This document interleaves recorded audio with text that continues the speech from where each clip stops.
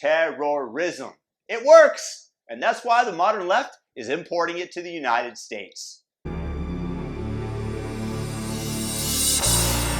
Several days ago, a history teacher in the suburbs of Paris, France, was decapitated by an 18-year-old Chechen Muslim extremist for the crime, for the heresy, for the sacrilege of showing depictions of the Prophet Muhammad to his class. He had invited all the Muslim students who might feel offended or unsure to leave the class prior to showing them. Of course, while carrying out his crime, the terrorist yelled out, "Allah Akbar," which in Arabic translates to, "I support Donald Trump."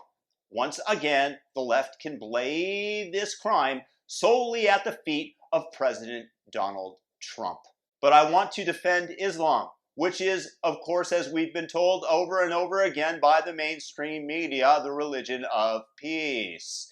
We must not denigrate this religion just because there have been 3,707 terrorist attacks since 9/11, with nearly all of them ending in somebody yelling Allah Akbar. This should be laid at the feet of President Donald Trump since that time, since before Donald Trump became president. If only we had known what it actually means, he would have never been elected. Because as we know, the definition of terrorism is the threat of violence or the use of violence in order to achieve political aims. People realize that with the use of violence or the implicit use of violence, they can get their way. This is being now imported to America. This is what Antifa is all about. This is why they are out there burning down buildings, protesting, destroying everything in sight, blinding federal officers with lasers, and of course, murdering people, as has happened in Portland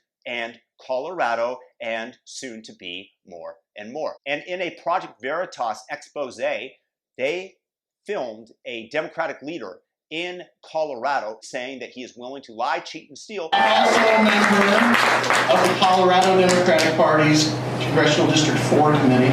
I will lie, I will cheat, I will steal, because that's morally acceptable in this political environment. And use violence or the threat of violence in order to get his way. This is why he said that they have a guillotine. A strategic hit against the 0.1% that's in charge, because that's who it is. It's killing random Nazis in the street, random bootlickers.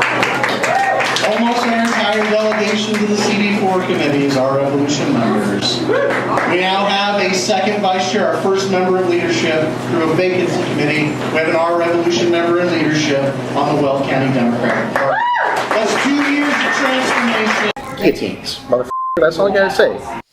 The threat of violence in order to get people to kowtow to the whims of the modern leftists. This is going to leave America impoverished, both in terms of cultural interactions with each other, as well as economically, if we dare to import the communism that they wish to bring to our society, which destroys everything that it touches. You cannot legislate equity because you cannot prevent me from working harder than my neighbor in order to attain my goals. In doing that, you are limiting the economy, you are limiting the expansion, and yes, none of us in all likelihood deserve as much as Elon Musk and Jeff Bezos and Steve Jobs, because these pioneers of industry have built corporations which have enabled the average citizen to increase their quality of life exponentially. Every single person born today, no matter who they are or where they are born, has access to the worldwide informational library, including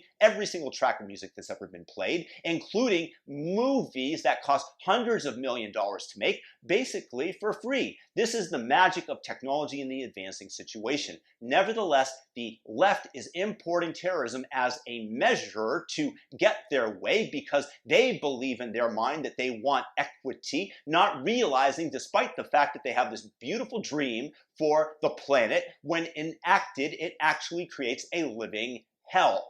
This is why I have such an issue with Antifa and BLM and the fact that so many leftist politicians are turning a blind eye to it in order to get Allah Akbar out of office. I tired of it, and this is why I stand up so vehemently against it and want you guys to be aware that what happened in Paris, France will be taking place in America and already is, just to a lesser degree. This is terrorism that must be nipped in the bud because there should be no place for violence in order to achieve your end goals. The left and the modern media are using their perches of power in the distribution system of information in order to denigrate Donald Trump at every single given possibility. We are not getting an honest shake from the media. Everything, anytime you look through Yahoo or any news aggregate website, you will find nothing but negative stories about Donald Trump. Not a single positive story. And for the average person that doesn't follow politics closely, this essentially instantiates in somebody's mind the fact that Donald Trump is evil and bad for America, despite the fact that he's the one thing that is standing between these terrorist activities of Antifa that Joe Biden won't even acknowledge and the destruction of America. So, Allah Akbar, I hope that Donald Trump wins and we can end the terrorism of the left, which they import over and over to America.